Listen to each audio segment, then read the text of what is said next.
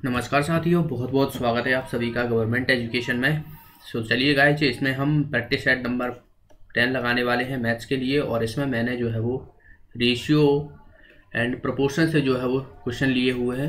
तो यहाँ से क्वेश्चन पूछ लिए जाते हैं रेशियो प्रोपोर्शन से, जैसे कि इनकम से संबंधित प्रश्न हो गए, आयु से संबंधित प्रश्न हो गए। तो ये क्या होते हैं, इसी से मतलब रेशियो और प्रोपोर्शन के अंतर्गत ही आते हैं। ओके, तो चलिए हम स्टार्ट करते हैं। और आप लोग वीडियो को शेयर कर दिया करें। रिस्पांस जो है वो कम होता जा रहा है। ऐसा लगा शुरू शुरू में तो काफ़ी अच्छा रिस्पांस मिला, और अभी तो ऐसा लग रहा है डाउन हो गए आप लोग। क्या मतलब सीपीसीटी का एग्ज़ाम क्लियर करना है कि नहीं करना। ओके, तो आपने अच्छे से पढ़ाई कीजिए। चलिए देखिए, पढ़ते हैं पहले क्वेश्चन की तरफ। एक आदमी ने अपनी संपत्ति को अपनी पत्नी, बच्चे और पुत्री में इस प्रकार बांटा कि पुत्र और पत्नी के हिस्से का अनुपात पत्नी और पुत्री के हिस्से का अनुपात 3:1 है। तो यदि पुत्री को पुत्र से 10,000 रुपये कम मिलते हैं, तो हमें बताना है कि उनके पास जो है वो कुल संपत्ति कितनी है। हमें यहाँ पर रेशियो दिया हुआ है। देखिए, पहला जो रेशियो दिया हुआ है, दोनों का रेशियो सेम ही दिया हुआ है, पुत्र और पत्नी का, और पत्नी और पुत्र का जो है वो 3:1। तो यहाँ पर मैं पुत्र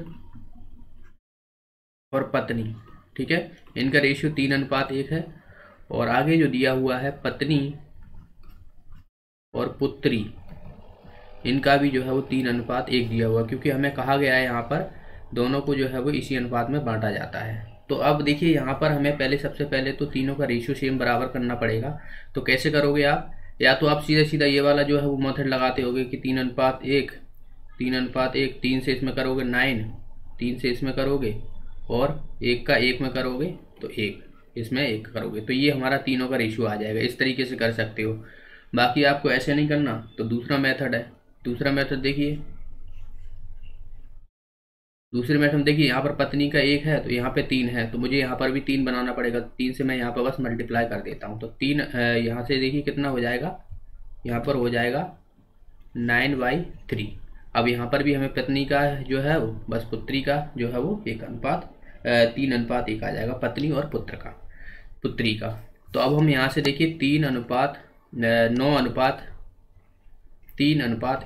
ये किसका हो गया हमारा? ये सभी का होगा, पुत्र, पत्नी और पुत्री का। ठीक है, तो अभी मैं इसको हटाने वाला हूँ सबको।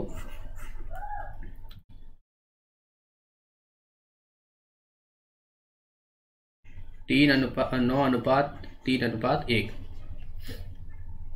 तो ये पुत्र, पत्नी, पुत्री, ठीक है, 9:3:1। अब आगे क्या बोला गया है कि पुत्री को पुत्र से जो है वो कितना रुपए कम मिलते हैं? 10,000 रुपये कम मिलते हैं। पुत्र ये रहा, पुत्री ये है, तो 9 - 1 कर दूंगा, जो कि 10,000 के बराबर होंगे, क्योंकि दोनों का जो है वो डिफरेंस दिया हुआ है दरअसल। ठीक है, तो यहाँ से आप देखोगे इसके बराबर, तो 8 के बराबर कितना हो जाएगा? यहाँ पर 10,000 हो जाएगा। अब यहाँ से मैं 1 की वैल्यू निकालूंगा तो मुझे कितनी मिलेगी? 10,000/8 मिलेगी। हमें टोटल निकालना है कि टोटल जो है वो उनकी कुल कितनी संपत्ति है। टोटल आप कैसे निकालोगे? इन तीनों को आपको जोड़ना पड़ेगा। तीनों को आप जोड़ोगे, 9, 3, 12, 1, 13। तो 13 से मैं इधर मल्टीप्लाई कर दूंगा, 13 से मैं इधर मल्टीप्लाई करूंगा, क्योंकि मुझे 13 का मान निकालना है, क्योंकि टोटल निकालना है यहाँ से। ठीक है, तो यहाँ से आप देखिए 8 से मैं इसे काटूंगा, 8 × 8, 8 दूना 16, 8 × 8, 8 दूना 16, और 8 पंजे 40 और 1 0। ठीक है, और 13 से मैं इसमें मल्टीप्लाई कर दूंगा।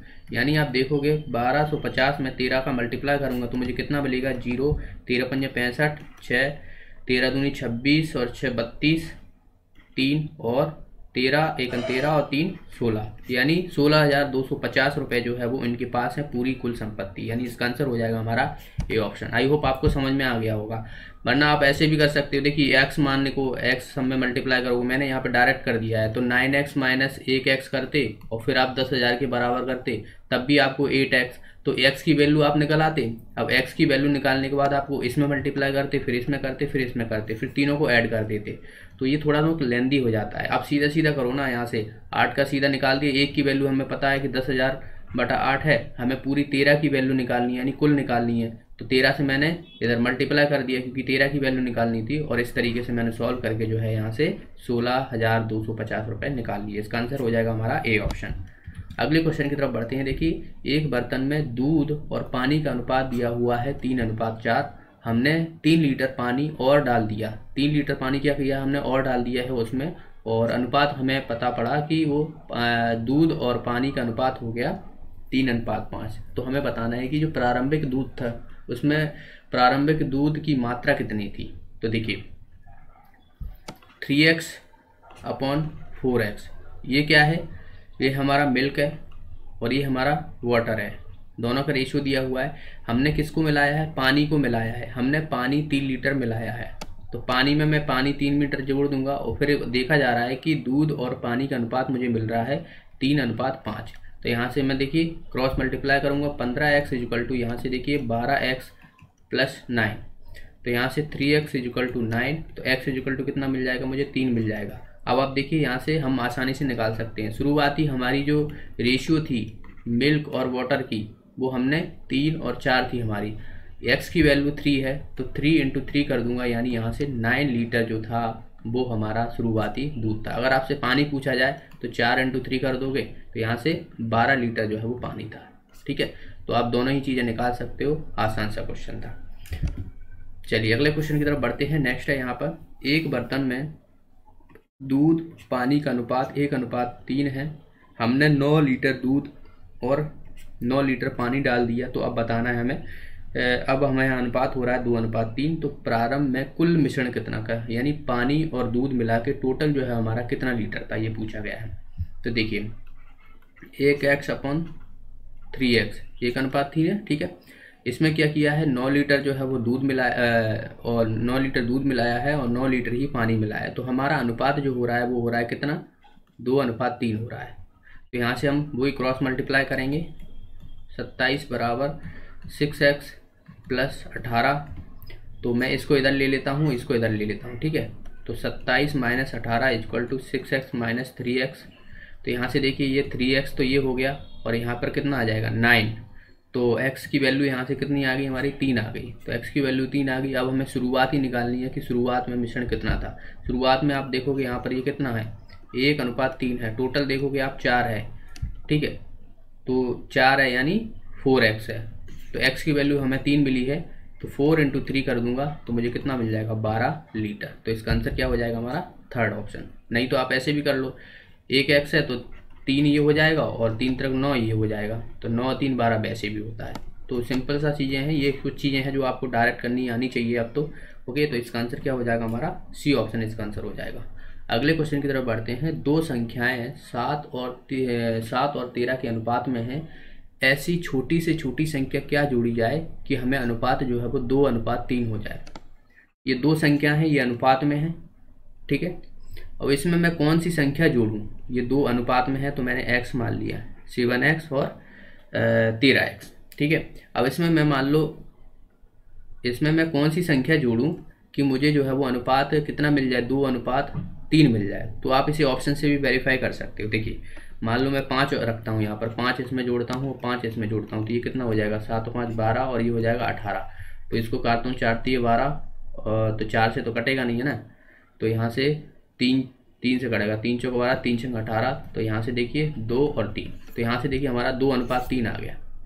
ठीक है, तो ये सही है। ठीक है, तो इसका आंसर क्या हो जाएगा हमारा, फर्स्ट ऑप्शन हो जाएगा। अगर आपको फिर भी देखिए और भी ऑप्शन आप देख लीजिए, अगर आप और भी ऑप्शन में मान लो ये हमारा आ रहा है 2/3, तो हमें जो है वो पूरा प्रॉपर मेथड जो है वो हमें देखना पड़ेगा। तो देखिए प्रॉपर मेथड मैं आपको बता देता हूँ। ये तो मैंने आपको ऑप्शन से वेरीफाई करना बता दिया कि किस तरीके से आपको ऑप्शन से वेरीफाई करनी है। ठीक है, अब देखिए 7x +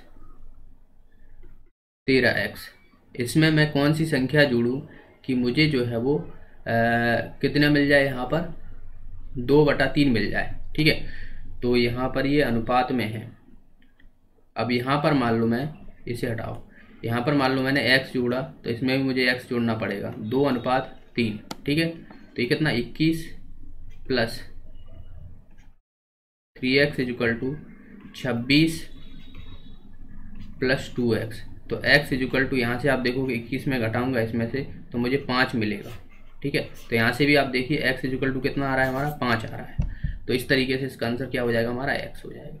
तो इसमें मैंने मान लो x जोड़ा है तो x की वैल्यू निकाल दी, तो x की वैल्यू जो आई मुझे, इसका आंसर आ जाएगा हमारा फर्स्ट ऑप्शन हो जाएगा। तो ये एक प्रॉपर मेथड है जिससे आप जो है वो कोई भी किसी तरह का क्वेश्चन हो, आपको अगर दो ऑप्शन यहाँ पर अगर ऑप्शन से वेरीफाई कर रहे हो आप और आपको दो ऑप्शन देखने को मिल रहे हैं कि दो ऑप्शन मिल रहे हैं मुझे यहाँ पर, ठीक है। मान लो यहीं पर देखिए अब यहाँ पर 5 है, मान लो 7/13 है, ठीक है। मान लो मैं इसमें कितना जोड़ूँ कि मुझे दूसरा और मिल जाए, 2 आना चाहिए। तो इसमें मान लो मैंने 7 जोड़ा इसमें, 7 जोड़ा इसमें तो नहीं आएगा। खैर ये थोड़ा नंबर सोचनी पड़ेगी, तो थोड़ा टाइम लगेगा इसमें। बाकी आप सीधे सीधे याद रखिए कि इस तरीके से आपको सॉल्व करना है। ऐसे जरूरी नहीं है कि यही एक संख्या है जो आपको 2:3 अनुपात, और भी संख्या है जो आपको 7 और 13 में जोड़ने पर आपको 2:3 में मिल सकती हैं। ओके, चलिए अगला क्वेश्चन देखते हैं। देखिए अगला क्वेश्चन है यहाँ पर ए और बी की आय का अनुपात हमें दिया हुआ है 5:3। उन्होंने क्या किया है, उनके खर्च का अनुपात हमें दे दिया है 9:5। तो दोनों क्रमशः 1300 और 900 रुपये बचाते हैं, तो दोनों की आय कितनी होगी, ठीक है। ये एक आय दी हुई है उन्होंने 5x और 3x, ये ए की है ये बी की है। अब इसमें से जो है क्या करते हैं, वो 9:5 में जो है वो दोनों मतलब खर्च कर देते हैं। ये हमारी आय दी हुई है, इनकम दी हुई है, ठीक है। तो मान लिया मैंने कि 9y और 5y इन्होंने खर्च किया यहाँ पर, तो माइनस करना पड़ेगा, ठीक है, करना पड़ेगा कि नहीं बन रहा। और इनके पास जो है वो कितना बच रहा है, ए के पास 1300 रुपये बच रहे हैं और बी के पास 900 रुपये बच रहे हैं। यानी आप देखोगे मेरी टोटल इनकम 5x थी और इसमें से मैंने 9y खर्च कर दिया है, तो मुझे 1300 रुपये बच गए, ठीक है।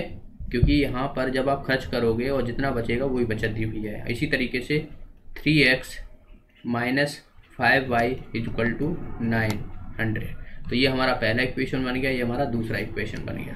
तो बस हमें किसकी वैल्यू निकालनी है, x की वैल्यू निकालनी है, क्योंकि हमें इनकम निकालनी पड़ेगी। तो x से मल्टीप्लाई कर दूंगा तो मुझे इनकम मिल जाएगी a और b की दोनों की।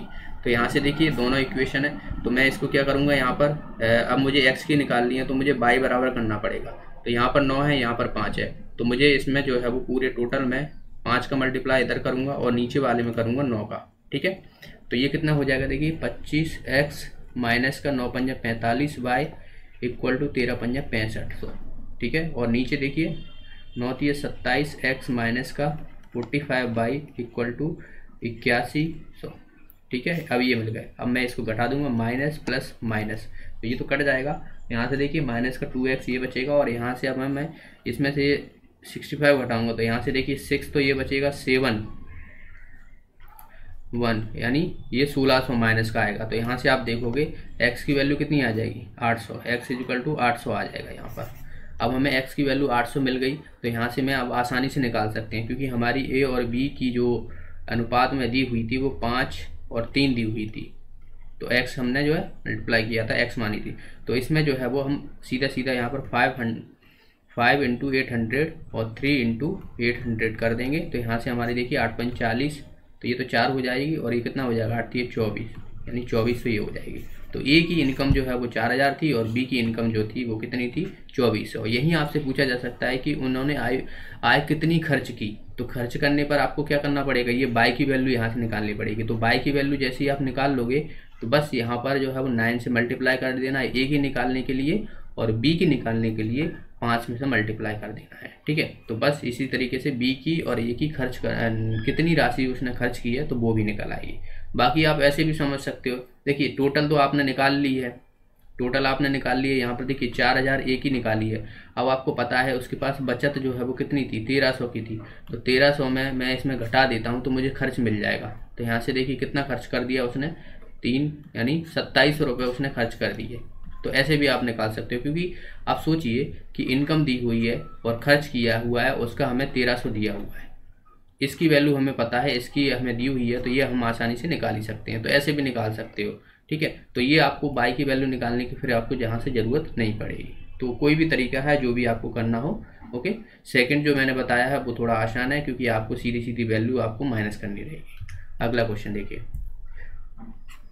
36.9 जीरो की एक धनराशि में 10 पैसे और 25 पैसे के 180 सिक्के हैं, तो हमें बताना है कि 10 पैसे के सिक्के कितने होंगे। 10 पैसों की संख्या पूछी है कि कितनी होगी। देखिए, मैंने माना कि जो 10 पैसे हैं उनकी संख्या जो है वो x है, तो 25 पैसों की संख्या कितनी हो जाएगी? 25 पैसों की संख्या जो हो जाएगी 180 माइनस x हो जाएगी, क्योंकि टोटल हमें दिया हुआ है कि 180 सिक्के हैं उनके पास। ठीक है, अब मैं यहाँ से आसानी से निकाल सकता हूँ। देखिए, टोटल हमारी राशि जो है वो कितनी है? 36.90, यानी 10 पैसे के सिक्के x हैं प्लस 25 पैसे के सिक्के कितने हो जाएंगे? 180 माइनस x। टोटल जो हमें दी हुई है राशि यहाँ पर 36.90 दी हुई है। पर याद रखना, देखिए ये पैसे में है और ये रुपए में है, तो इसी को हमें पैसे में कन्वर्ट करना पड़ेगा या इनको रुपए में कन्वर्ट कर लो। रुपए में कन्वर्ट करने के लिए इनको जो है वो 100 से डिवाइड करना पड़ेगा। तो क्या करता हूँ मैं यहाँ से 100 से मल्टीप्लाई कर देता हूँ, तो मुझे ये पैसों में है। अगर आप सोचिए कि 1 रुपये को आप पैसे में कन्वर्ट करोगे तो क्या हो जाएगा? 100 पैसे हो जाएंगे। ठीक है, 100 पैसे, तो वही मैंने यहाँ से 100 से मल्टीप्लाई कर दिया है। ठीक है, अब यहाँ से मैं x की वैल्यू निकाल सकता हूँ आसानी से। तो 10x प्लस यहाँ से जी देखिए 25 चौक 100, 25 अट्ठा 200, 200 जीरो यहाँ से लगी 20। अब यहाँ से देखिए 25 और ये हो जाएगा हमारा 45। ठीक है, ये इतना आ जाएगा, प्लस माइनस आएगा ये माइनस 25x इक्वल टू, यहाँ से आप देखोगे 36900, क्योंकि यहाँ पर दशमलव लगाया तो 2 जीरो ये हट जाएंगे। अब मैं यहाँ से आप देख सकते हो किस तरीके से निकालूंगा। देखिए, ये जो है माइनस करूँगा तो माइनस का 15, तो ये बचेगा, इधर ले जाता हूँ 15 को, इसको इधर ले लेता हूँ, यानी 4500 में से मुझे 3690 घटाना पड़ेंगे, तो 0 1, और यहाँ से आप देखोगे ये 4 बचेगा तो 8 ही हो जाएगा, यानी 810। और यहाँ पर हमें पता कितना निकला? 15x। तो x की वैल्यू यहाँ से आप देख सकते हो कितना हो जाएगा हमारा 810 में 15 का डिवाइड करूँगा, 15 चौक 60, 15 पंजे 75, 15 पंजे 75 और यहाँ से 15 चौक 60, तो हमारा कितना आ जाएगा? x इक्वल टू आ जाएगा 54। तो हमें टोटल निकाल लेते, और टोटल हमारे कितने थे? यहाँ पर आप देखो x माने थे हमने। ठीक है, तो यहाँ से हमारे कितना आ जाएगा? 54, यानी इसका आंसर आ जाएगा हमारा डी ऑप्शन। ओके, क्योंकि हमने जो है यहाँ पर बात की जाए तो x को जो है वो माना था, तो हमें 10 पैसे के सिक्के हमने जो है वो माने थे, x थे, और x की वैल्यू हमारी 54 आ गई। अगर आपसे पूछा जाता कि 25 पैसे के सिक्के कितने हो जाते, तो 180 में से आप 54 घटा दोगे, तो यहाँ से जो है वो मैं जो है वो 126 जो है वो ये कितने 25 पैसों के सिक्के रहेंगे। तो इसका आंसर क्या हो जाएगा हमारा? D option. अगला क्वेश्चन, एक बैग में 180 रुपये हैं, जिसमें से 1 रुपये 50 पैसे और 25 पैसे के सिक्के हैं। इनका अनुपात हमें दिया हुआ है 2:3:4। तो तभी तो जो सभी तरह के सिक्के हैं अलग अलग संख्या में हमें निकालना है कि 1 रुपये के सिक्के कितने हैं, 50 पैसे के सिक्के कितने हैं, 25 पैसे के सिक्के कितने हैं। अब देखिए इसमें भी, अब इसमें हमें अनुपात दिया हुआ है 2x 3x और 4x। अब ये 2:3:4 दिया हुआ है, दरअसल 1 रुपये 50 पैसे और 25 पैसे का दिया हुआ है। अब इनको पहले हमें जो है वो ये जो अनुपात दिया हुआ है, दरअसल वो अनुपात दिया हुआ है किसका? टोटल जो हमारे 180 रुपये हैं उनका दिया हुआ है, ये टोटल। ठीक है, तो यहाँ पर देखिए 1 रुपये का अगर हमें यहाँ पे दिया हुआ है तो मुझे सबसे पहले क्या करना पड़ेगा? या तो इन्हें पैसों में कन्वर्ट कर लो या तो जो है वो रुपए में कन्वर्ट कर लो। तो मैं पैसों में कन्वर्ट कर लेता हूँ। देखिए पैसों में ये तो है ही है, ठीक है, ये 50 पैसे है तो 2 से मैं इसे डिवाइड कर दूंगा, ये 25 पैसे है तो 4 से मैं कर दूंगा इसको। ठीक है, क्योंकि आपको पता है कि यहाँ पर जो है वो 25 पैसे अगर मैं एक मान लो मैं मानता हूँ, देखिए आप देखिए 1 रुपये में कितना 2 50 के पैसे होते हैं, 50 प्लस 50, तो अगर मैं 4 देखूँ तो 25 प्लस 25 प्लस 25 प्लस 25, तो 25 के 4 हो रहे हैं, तो 4 से मैंने इस तरीके से डिवाइड कर दिया, तो ये क्या हो जाएगा? रुपए में कन्वर्ट हो जाएगा। प्लस कर दूंगा सबको, कितना टोटल हो रहा है हमारा? 180 हो रहा है। तो अब यहाँ से मैं निकाल लूँगा, देखिए 4 से 4 ये कट गया, ये x है और ये 2x है, तो 3x plus 3x upon 2 equal to 180। तो यहाँ से आप देखोगे इसको 2 से मैं इधर कर लूँगा मल्टीप्लाई, तो ये 6 plus 3x upon 2 equal to 180। तो यहाँ से 2 इधर पहुँच जाएगा, तो यहाँ से 2 हट जाएगा। अब आप देखोगे ये कितना हो जाएगा? 9x equal to 180 into 2। तो यहाँ से आप देखोगे 9 दूना 18 इंटू 2, तो x की वैल्यू यहाँ से आप देखो कितनी आ गई हमारी 40 आ गई। तो x की वैल्यू हमें 40 मिल गई। अब मैं आसानी से जो है वो यहाँ पर जो नंबर हैं कितने कितने, देखिए 2x ये थी, 3x और 4x ये 25 पैसे के, तो बस 40 से सब में मल्टीप्लाई कर दूंगा।